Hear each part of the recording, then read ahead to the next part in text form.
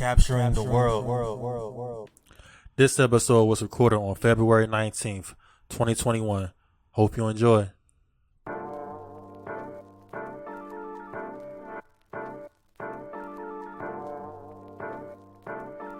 Capturing the world.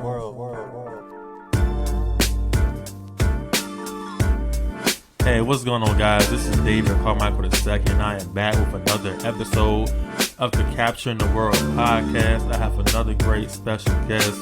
Her name is Cassandra Dyer. She is a self-published author, designer, coach, and an entrepreneur from Birmingham, UK. Cassandra, how you doing today? I'm fine, thank you. How are you? I'm doing good. I can't complain. I think you are the second UK guest I've had. Wow. Yeah, I forgot the person's name I interviewed that was from the UK, but that was a couple of episodes ago. But yeah, shout out to the UK, man. I never been to the UK, but I would definitely love to visit there one day. Yeah, you should. So Birmingham, UK.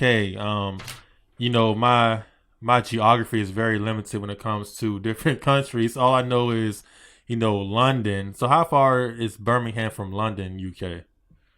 Let's say like just under 2 hours. Okay. If you're not speeding. Right. So how many times have you been to London? Quite a few. Like most when I was a child. Apart Right. from now, when I do visit, it's just for London Carnival. Okay. That's awesome. So how as far as the pandemic, how are y'all handling it over there? I know the United States We're is still still in going through lockdown. it. Y'all still in lockdown? Man. Unfortunately. Yeah, I know, man. This pandemic's been messing a lot of our, you know, social lives up. I can't wait for it to Yeah. be over. Anytime soon. I just miss the freedom, that's all. Yeah, like the freedom to go anywhere without any problems. Like, you know, now it's everything's restricted, and you got to Yeah. make sure you're going to the right places and not, you know, spreading the virus around. But you know, it'll get back to normal one day, sooner or later. Yeah. Yeah. So Yeah, hopefully. right, you're right, exactly. Hopefully, just got to be patient, you know. Yeah. So are you guys free to be out and do what you want? No, like you know, it depends. Like different states, and it's different because like we're a whole country, but every state is different. So like Texas, the state of Texas, there a lot of places are open over there. More places are open in Texas, where I stay in Virginia, and it's limited in Okay. Virginia. In Florida, it's more open. Like it depends on what state you go in. So it's like even though we're a whole country, every state operates differently, which might not make sense, Okay. but that's how it is. So, because like every state has a governor, and the governor kind of allows certain things to happen. So if you have a more strict governor in your state, then you won't be able to do a lot of different things. But compared to another governor that y'all can do what y'all want, this is where y'all mask. So Yeah. it depends. So yeah, that's how it is over here, man. So hopefully it'll get better sooner or Hopefully later. for the whole world. I need to travel. Right. I'm a traveler too. I love to travel. You know, I did plan, like my birthday was last October, and I was planning on going to Europe, you know, for a birthday trip, and then, you know, the virus came and that messed everything up. So, you know, I got to make up for it once everything So wait, you gets said back. October what date? October 21st. Oh, okay. Is your birthday around Oh, that time October the too? 5th. October the 5th? Yeah. Okay. Well, shout out to When you said October October, I was like, birthdays. whoa. Right. Yeah, I love my birthday being around that time of year anyway. You know, because it's the autumn season over here where I stay. But yeah, man, you know, hopefully I can be able to plan that trip soon. You know, it's got to wait for all this craziness to be over with, you know, but Yeah. it is what it Hopefully is. soon. Right, exactly. So like my question to you is, you know, we just started talking about the UK. Just give us a little bit of background of you growing up in the UK, and you know, how is it, and you know, what did you study growing up, what were your interests growing up, and things like that. Wow. So I've lived here my whole life. I haven't really moved around a lot. Most people, have grew up moving around, had that whole experience of like living in different cities or areas. But like my whole life lived in this small little area, and it's amazing. Like it's a small little community. Like we love one another.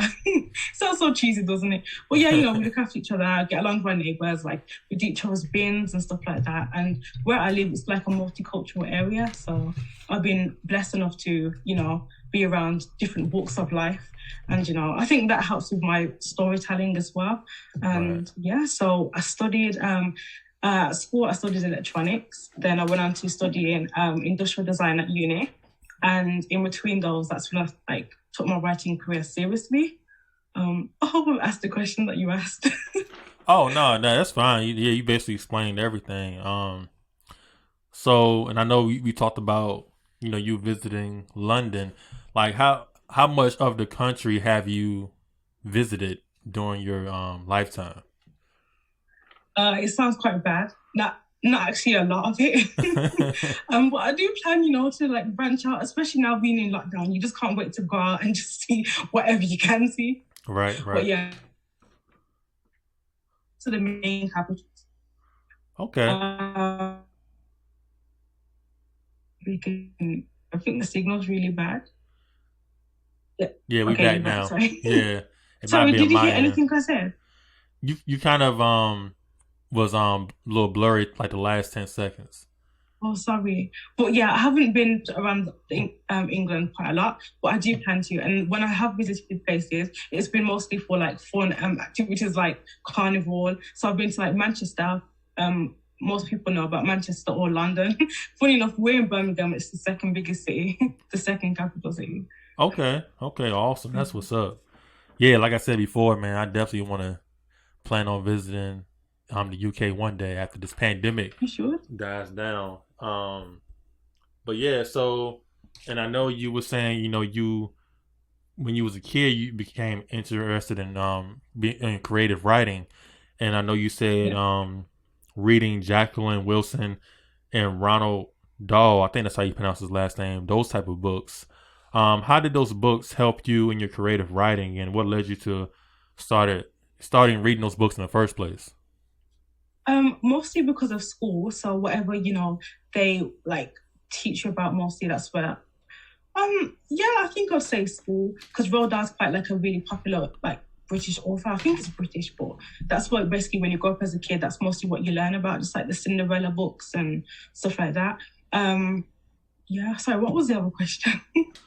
Oh, so like yeah, like how did those books help in your creative writing? Eh, Oh, Yeah, yeah, so I grew up with strict parents, so I wasn't really allowed to be out playing with my friends most of the time, or I wasn't allowed to do what our kids was allowed to do really. right. So instead, I just sorry, Oh no, I hear that. It's all good. don't answer the phone. There we go. So yeah, sorry. So to entertain myself, I just read a lot of books, and then you would learn about them in school. I take them home, I read them as well, and then I just started to write, and that was really the only thing that I could do apart from performing arts, which my parents would take us to do. Okay. Yeah. Okay, cool, cool. So and like what were those books about again? What were like the subject matter of those books you were reading? They were more like just fictional books where none of it was real. Like to be fair, they were just little kiddies books. Anything that was really entertaining, that's just what really sparked my interest. There was Right. nothing, anything specific that really made me want to read them. I guess it's just the only thing that I really could do, but I did enjoy it. And it started to make me think, okay, if he can write a book, what can I do? And I've still actually got books that I used to write as a child downstairs. So one day I want to revisit them, and maybe publish some children's books as well. Yeah, it's funny that you mentioned that because me growing up, in school, and we used to have journals, and we used to always used to have to write stories. As far as having our journal, we'll have, I think, our teacher, she would give us a question every day or every other day, and we had to write like an answer to that question or just create our own story some days. And for some reason, I still have all of my journals from me being a child in school. Like I have like a journal for every grade I was in. And like I remember one day I Wow. was reading those stories that I was writing, and I can just tell my imagination was just real vivid back then. And it's just crazy how us kids, man, we look at our old projects and old stuff we used to do, and this we can imagine how our imagination was. That's so creative, and we just don't imagine how creative we are back then.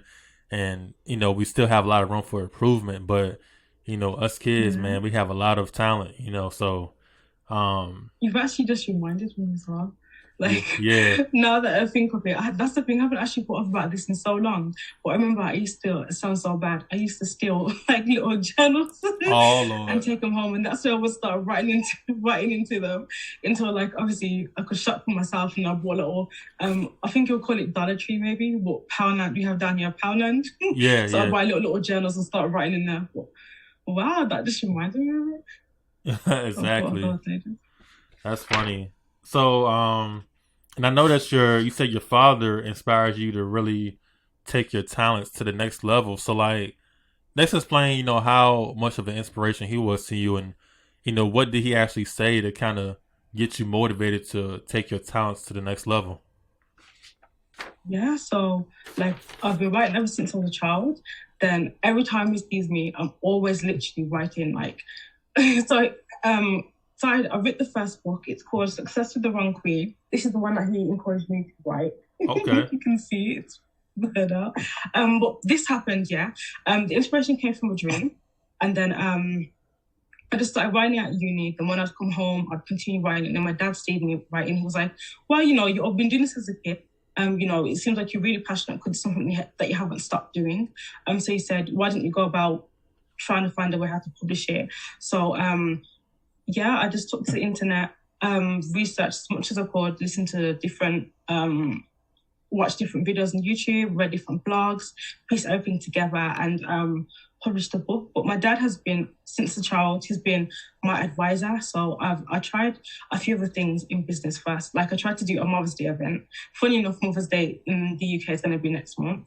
So bringing it back like 4 or 5 years, I tried to do a Mother's Day event where dinner and dance, so eat and drink and dance, so I'll speak to him about it. Unfortunately, it failed twice, 2 times in a row. Each time I did it and it failed. So the event didn't even happen. But yeah, so everything that I've done, even when it came to doing that event, I speak to him as my advisor, but he really gave me the encouragement that I needed to write a book. And sometimes that's what it really takes as well, is someone, because you can think of it, but you'll speak yourself out doing something.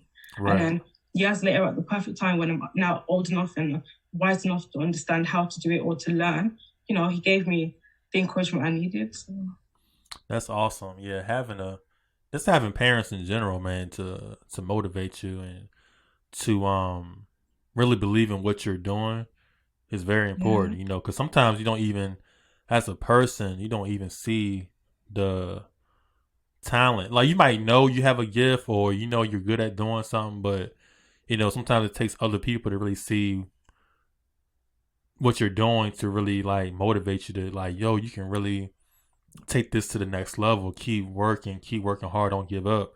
So it's always good to have those people in your life that really to keep you going, because that's what we need. Because sometimes if we try to rely on ourselves, I mean, you want to love yourself and motivate yourself, but sometimes having people in your corner as well is very beneficial to your success. So that's awesome that your father was able to be that inspiration for you. So most definitely. And speaking on your books, I've read it, you say you published a series called Love and Success and a short story called The Diary of a Savage. So let's talk about Love and Success. You don't gotta explain the whole thing, but just give us a short summary of what that book is about, or what that series is about. I'm glad you said, because I could talk about it for a very long time. Right. But yeah, so it follows a main character called Trey, and it started him as a child, and he knew from the beginning of his life. He knew exactly what he wanted to do. He knew he wanted to own a gym, and that's his business. And he knew that he wanted to. No, he didn't actually know the second part. So he knew he definitely wanted to do own a gym, and he knew exactly what he wanted to do. His mother, isn't the best supportive person, and she's also not gone far in life, so she's quite like a bitter person, and so her words are not really encouraging to him. But yeah, so he has a friend, a childhood friend that's a female called Aisha, and she was his escape basically. So whenever things are going bad at home, he'd run outside and play with her, and until one day he never sees her again. So not realizing at the time that was his last time ever seeing her. So now fast forward to the present day, he's now an adult, he's moved on, he's got a fiance, a beautiful like trophy wife, she's an influencer, she only cares about social media and herself and money. And he's now opened his gym, fulfilled his like dream, and even though he's accomplished his goal and something's been ticked off his list, his most important thing at the back of his mind, he's still thinking about Aisha, and he's like, well, I've told this girl my dream and she should have been here to basically witness it. So he searches for her, they reconnect, and it's all about him going through life, being torn between two ladies. It covers so many different topics, such as like temptation, it covers forgiveness, revenge, because as bad as it seems. Well, yeah. So basically, Trey's a really good guy. The whole point of the book was to portray Black men positively, because there's great books out there that where the guy's a drug dealer, he's a a woman beater, a cheater, all that type of stuff. But I wanted to basically just spin a narrative, and because I've been surrounded my whole life. Look, I even spoke about my dad, who's a positive role model. So I wanted to just put a book out there that speaks about them positively. So his choices that he makes throughout the series, it's him considering the consequences, because he also has a community hub, which I'll at least put that out there. So basically he has kids that are looking up to him. So whatever decision he makes, it's not about himself as well. So yeah, it's him deciding who he wants to be with and him overcoming obstacles and fulfilling his dream. That sounds like a real good book, man. And I like how you mentioned about, portraying Black men in a positive space, and, Black women as well. A lot of times we might watch movies and shows and, we might be portrayed a certain way to where people might think that all of us are like that. And that's not true. So it's very important that we portray the positive things about Black men and Black women, and know that we're no different from anybody else. And you know how it is. So even though in America, we have a lot of we still fight for equal rights for certain things. I know y'all probably go through the same thing in the UK. Like, it doesn't matter what country. Like, we all have some type of injustice no matter where you go around this world. So yeah, overall, man, I like that concept. Just portraying people in a positive light. And, letting people know, like, we're not a stereotype, and, we're no different from anybody else. So that's awesome. Thank you. No doubt. So moving on to The Diary of a Savage, that sounds like I don't know, like, kind of explain what that book is about a little bit. So it kind of makes me look bad now that you're speaking about such a great book, like such great messages into this book.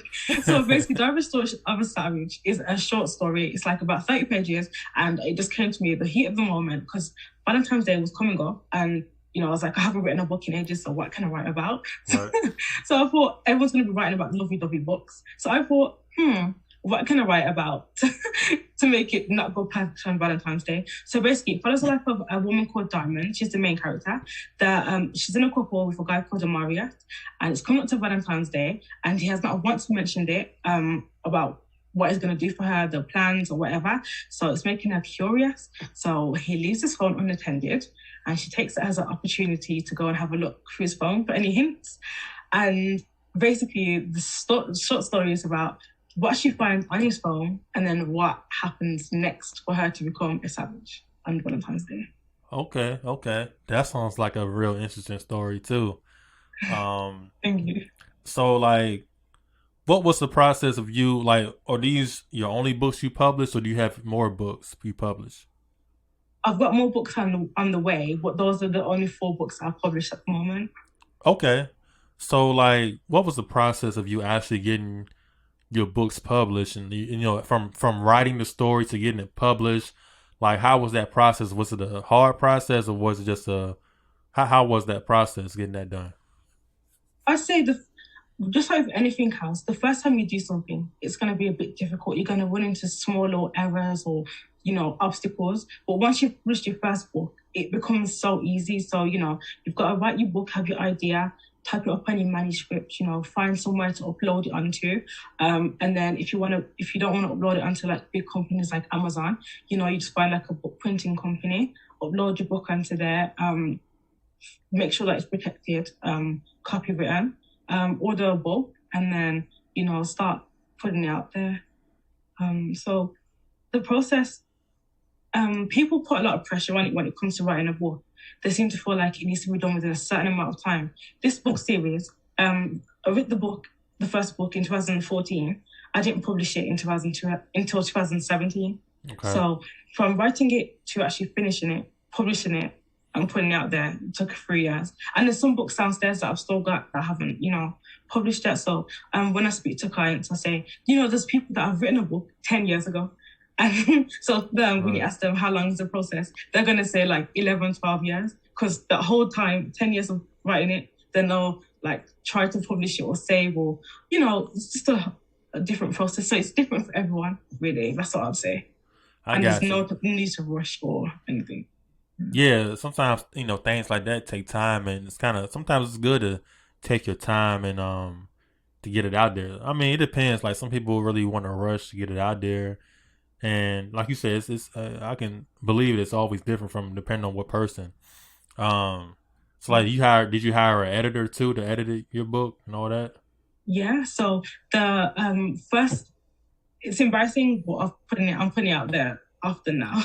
But the first batch of books that I published, it was terrible. There was so much grammatical errors and everything because, my dad had hyped me up, I was like, find out how to publish a book. So I'm like, yes, and I ran with it. And then basically I was just so excited and I rushed everything. So basically there was a lot of mistakes. So I got family and friends to read over it. And I'm really grateful that happened. But I would definitely advise when you do publish a book, think of it as this. People are paying their hard-earned money for your book. So whether this is $7.99, whether it's $7.99 or it's $15 or pounds, it's still a customer's hard-earned work. So they basically want to buy something that's of great quality. So editing is expensive, but see it as an investment that is, a good thing for your book. Because last thing you want is for someone to publish it and ask for someone to buy it off you and they say, mate, this was crap, give me my money back. And then they're going to sue you. Even, some people hold grudges, so that one experience could stop them from ever buying a book of you ever again. So yeah, definitely advise getting an editor. And that's something that I've done for an upcoming book that's coming out. Yeah, I agree with that as far as, first time quality, because sometimes you only got one shot to impress whatever your customer base is, and you want to, in the beginning when you start now, you might not have all the resources to produce the top notch quality, but, I think we should all do the best we can on, what we do. Like even with my clothing line, I didn't have the best quality shirts in the beginning. But I made sure I corrected my mistakes and didn't let that be a continuous problem. You want to do the best you can do the first time around and, impress people the first time because, sometimes all you got is one shot. And if they're not impressed, they might never come back. So, yeah, I definitely agree with that. Definitely agree. Yeah, there's two things that I say when it comes to helping people. I say, do the best with what you can. And I also say, things happen when they're meant to. So, if you've written a book 10 years ago and it wasn't the time. And trust me, there's times, even if it's a book that's based on your life, 10 years ago, you're a different person 10 years ago to who you are now. So I just say trust the process, but also in the meantime, do the best that you can. And for anyone that is like going to listen and is just sitting on an idea, research, plan and just start and don't worry about making mistakes because it's going to happen regardless. So with myself, as embarrassing as I just mentioned how terrible the first batch was, but do the best that you can. So if you can't afford an editor, don't let that delay you. But, that just means get so much more people to read over it, get test readers, better readers, family and friends, get more, I say 3-4 people minimum to read over the book. especially if we can't afford the editor. Because I'm telling you, for this book is how much pages? I think it's 100. Yeah, 100 pages. So for a book like that, for 100 pages, some editors are charging like $300 minimum. And then imagine if it's like 300 pages, the price is going to keep increasing. So, Right. Save, but don't let the money deter you, especially if it's your true dream. Yeah, no doubt, no doubt. Yeah, I agree with that as well. Do what you can, and if you do gotta save to get whatever you need for your business or your whatever your talent is, you should save and to do what you can in the beginning. But you always want to improve going along the way. Definitely agree with that. So yeah, I got a couple more questions before we wrap it up. So I know you mentioned you are a coach and you say you have an ebook and a master class. Just talk about that a little bit and kind of describe what that's about. Yeah, so I published my first book in 2017, and at the time, self-publishing wasn't as popular as it is now. So people who had thought about publishing a book didn't know how to start, what to do. So, I had loads and loads of questions that people asking me, how did you do it? How did you do it? And it became a bit of a chore for me to help people, and I had other things that I'm trying to do at the same time. So what I did was I thought I'd put it into an ebook. Each step, I'll talk about every single thing that I've learned, all the lessons that I've made. I'll put in the tips that I've found very useful. I'll put in all the useful apps that I use. So I basically put in. It's called How to Self-Publish Your First Book, and it's a guide, and also just full of useful information and tips. And then from there, I then launched the masterclass where I recorded myself, broke it down into each section, gave lots of information. I've got like a PDF file for each lesson. So, it helps you, I'll guide you through writing your book. And then the coaching as well, because I've recently branched my coaching. So at first it was just more about how to publish a book. But I've noticed as well, and especially something that I realized, people actually delay their process or delay what they're doing because of fear as well. So not only do I focus on self-publishing and also making money from your book, etc., I also speak about the mind and also speak about how to launch your book from basically just a book to a business, because it can become a business depending on how serious you are about it. Right. Definitely agree. So, where can people take this class? Do you still have it up or? Yeah. So, it's available on my website. The ebook is 27 pages long. Like everything I do, I make sure it's worth it. I got So it's 27 pages long. I talk about everything in there. The masterclass is £85. I think it's $121. It's a 3-part class. So it's a bundle altogether. So in the first week, we talk about, the idea, getting it out there, how to write in the time that you have available, how to get into that creative mindset, because, a lot of people have a lot of things going on. So imagine trying to be a wife or husband, or trying to work and then raise the kids. And then your mind's going to be scattered everywhere. So I speak about how to center yourself, how to get things done. Then there's each task for each lesson. So they're both available on my website, and also the coaching as well. Okay, no doubt. That's awesome. So, and I know the last thing you mentioned, you are a designer. So are you like a graphic designer? What kind of designer are you? Oh, every time I ask this, no one ever understands it. Even my dad, I'm graduated now, and if I say, Dad, what did I study at uni? He'll say, and he will not answer it. So industrial design is basically all pieces of design mixed together. So architecture, graphical design, is also mixtures in manufacturing, so materials, the processing of it. So it's basically like a whole bunch of everything. Okay. To design all in one, basically. I don't really up to now understand how to explain it, but yeah, so I do a bit of I don't do logo design, I don't do anything like that. It's more like planner design or ebook designs or Instagram highlights, those type of things really. But at uni it was basically mostly about user-centered design, understanding the design process, why people buy off you, how it's made and stuff like that. So when I say I'm a designer, I guess I'm not really narrowing it down up to now, am I? Right.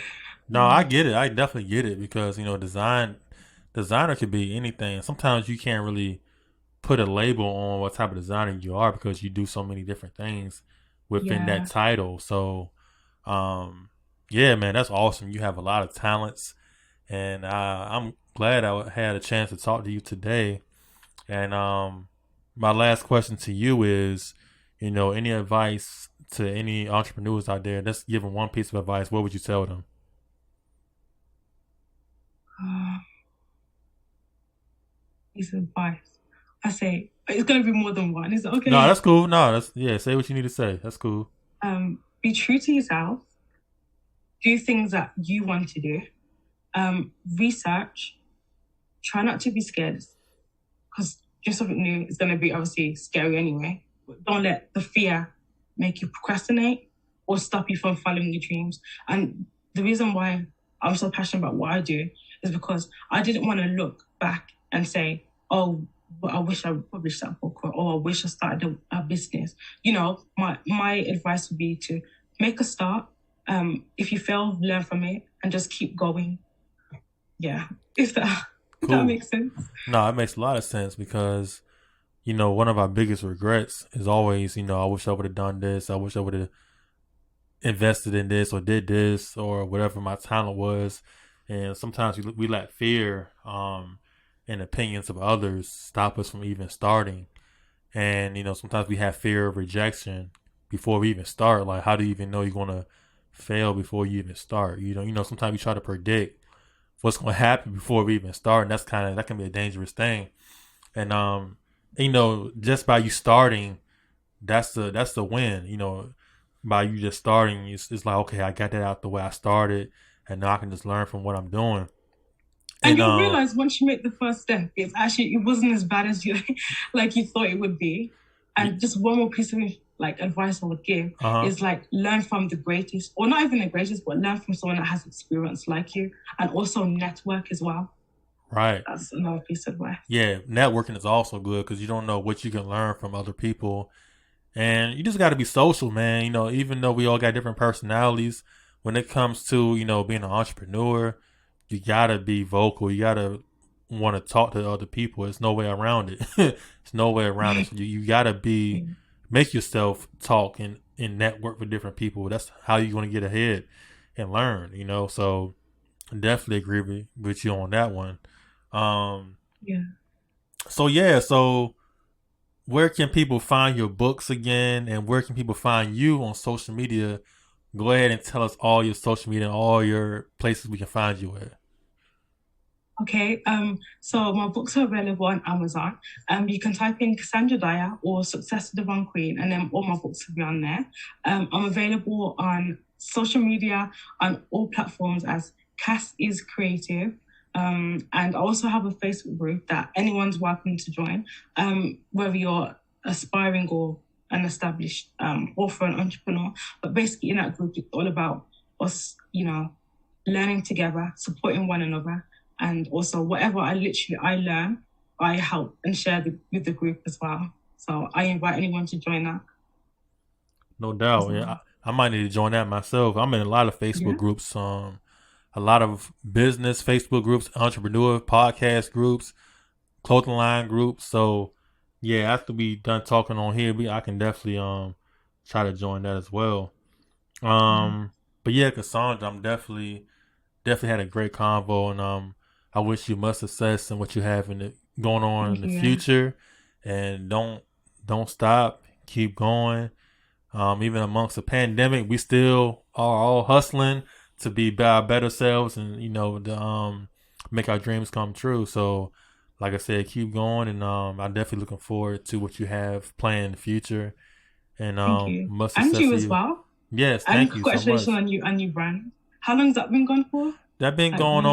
on actually probably 20 plus years because this whole story about it is, my father originally started it, and he passed it down to me around 2016. I'm just turned 30 last year, so my dad's still involved, but he passed the brand down to me, so I've been running it since 2016, and Wow. you can kind of see in the background, I got like my shelves, all my clothes back here, and my equipment behind me. So I run my business from my home, and yeah, that's hopefully it can be like a real big brand, and every day I try to work hard to take the next step to make it improve. So yeah, so we all are creative, man. I do my creations are in clothing, and yours are in writing and stuff like that. So yeah, it keeps me going. I like to just get my ideas in my head and put it on, a shirt or whatever. So yes, ma'am, I It's love so it. cool. Most definitely. Wow. But yeah, so yep, that's pretty much it. So, but we'll talk a little bit after the podcast. But yeah, to all of our listeners, shout out to all of our Spotify listeners, YouTube listeners, Apple Podcast listeners as well. And I thank y'all for continuing to rock with the show. And Cassandra Dyer from the UK, thank you again. Wish you much Thank success. you. And yeah, y'all follow her on social media and check out her books on Amazon.